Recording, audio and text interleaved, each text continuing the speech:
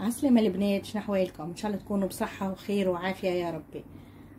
بالطبيعة قبل ما نبدا الفيديو نبداو بالصلاة على النبي. اللهم صل وسلم وبارك على سيدنا محمد وعلى آله وصحبه أجمعين. اليوم جيت معكم في وصفة جديدة. الوصفة هذه نعملها في عاشوراء، يوم عاشوراء، اللي هي المسلوقة. فيها القمح والحمص والفول والعدس. طريقتها سهلة، في ساعة ما تحضر، طريقة بسيطة ما فيهاش برشا مكونات، جيس هذوما هما مكوناتها هكا. ان شاء الله وصفتي لي اليوم تعجبكم، ان شاء الله تجربوها وتعطيوني رايكم في الكومنتات. وتوا قبل ما نبداو في الوصفه نتاعنا، قبل كل شيء البنات بربي ما تنسونيش في الجيم والشير والاشتراك في القناه باش يوصلكم كل شيء جديد. نزيد نذكركم في الاشتراك كيفاش يكون، اللي هو مشترك علامه اشتراك باللون الاحمر، تنزل عليها تعمل علامه الكل باش يوصلكم كل شيء جديد انا نهبطه. طوي كي نقول لكم اقعدوا معايا باش نشوفوا طريقه التحضير نتاعها كيفاش حضرناها. وتوا هكا يا البنات باش نبداو نطيبوا في المسلوقه نتاعنا.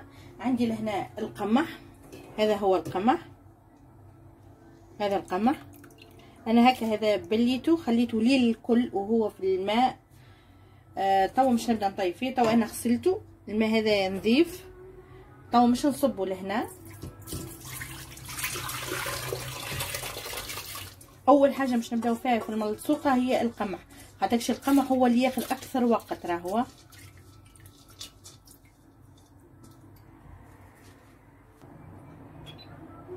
توا نشعل عليه،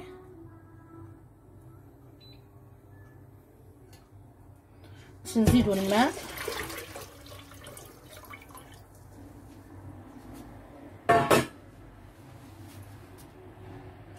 والقمح باش في ساعة ما يطيبلنا وما ياخذلناش برشا وقت، باش نزيد عليه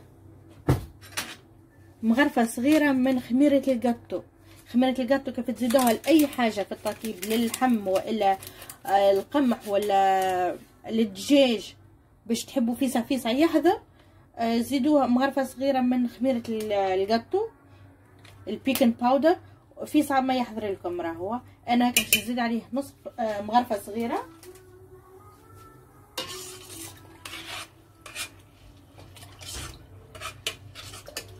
نخلطو توا كيما هكا.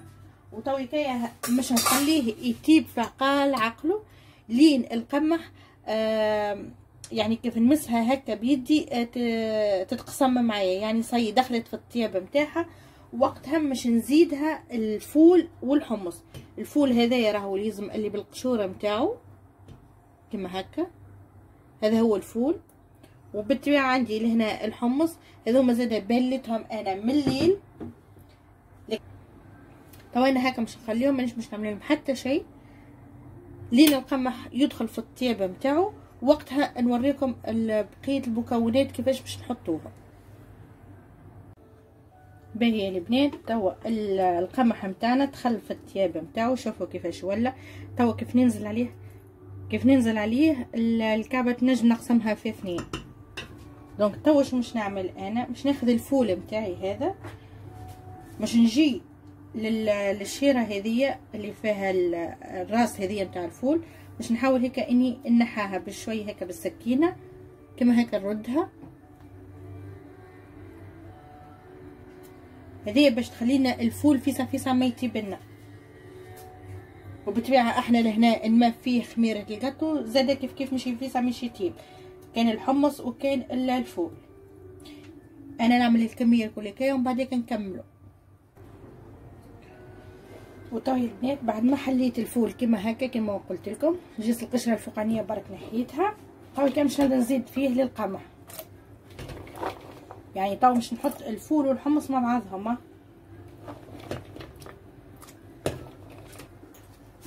ومع الفول والحمص يا البنات طاو مش نزيد عليها شويه عدس هذا انا غسلته. طاوي كان مش نزيدو، نعرفوا العدس ومنافعه، دونك ما نستغناوش عليه في وصفه كما هذه. توا هكا يا البنات مش نحركها بالباهي، ومش نخليهم توا يكملوا يطيبوا الكل مع بعضهم. مش نزيد عليهم حاجه برك، مش نزيد عليهم شويه من الملح.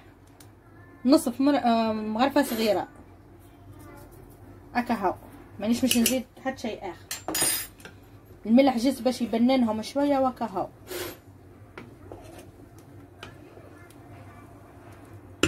وطوي كاي هكا باش نخليها لين تطيب كومبليتمون، ما عاد نزيدها حتى شيء وما عاد نعمل لها حتى شيء اخر.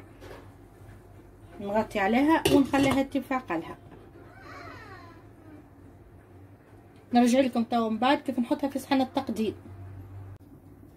وتوا يا البنات بعد ما المسلوقه نتاعنا كلها طابت، العدس والفول وكل شيء طاب في حقه. توا كاينه باش نبدا نعبي فيها في الصحن. نخلي الماء نتاعها يهبط،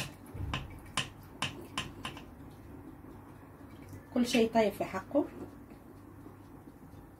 كيما هكا.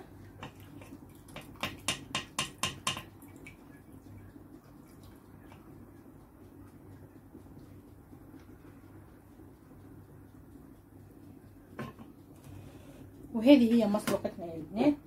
توا يا البنات اخر حاجه مش نعملها هي مش نزيد عليها شويه كمون.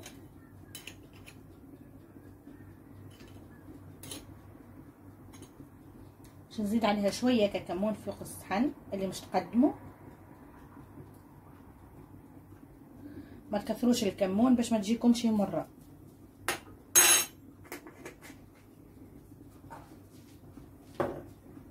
وهذه هي مسلوقتنا توا حضرت.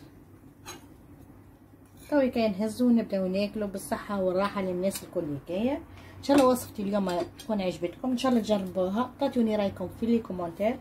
وصفه كلها صحه ومنفعه، فيها العدس وفيها القمح نعرفوه كيفاش يعني باهين للبدن، يقويوا المناعه وكل شيء. ان شاء الله تجربوها وتعطوني رايكم في لي كومونتير. وبالطبيعه يا البنات قبل ما نسكر معكم الفيديو ما تنسونيش في اللايك والشير والاشتراك في القناه باش يوصلكم كل شيء جديد نعمله. الاشتراك في القناه مش تلقاو علامه اشتراك باللون الاحمر، تنزلوا عليها تعملوا علامه الكل باش يوصلكم كل فيديو جديد انا نهبطه. وتوي كان مبقى لي كان باش نقول لكم تصبحوا على خير وشهيه طيبه. نتلقاو ان شاء الله في نهار جديد وفي وصفه جديده. ليلتكم زينه، تصبحوا على خير.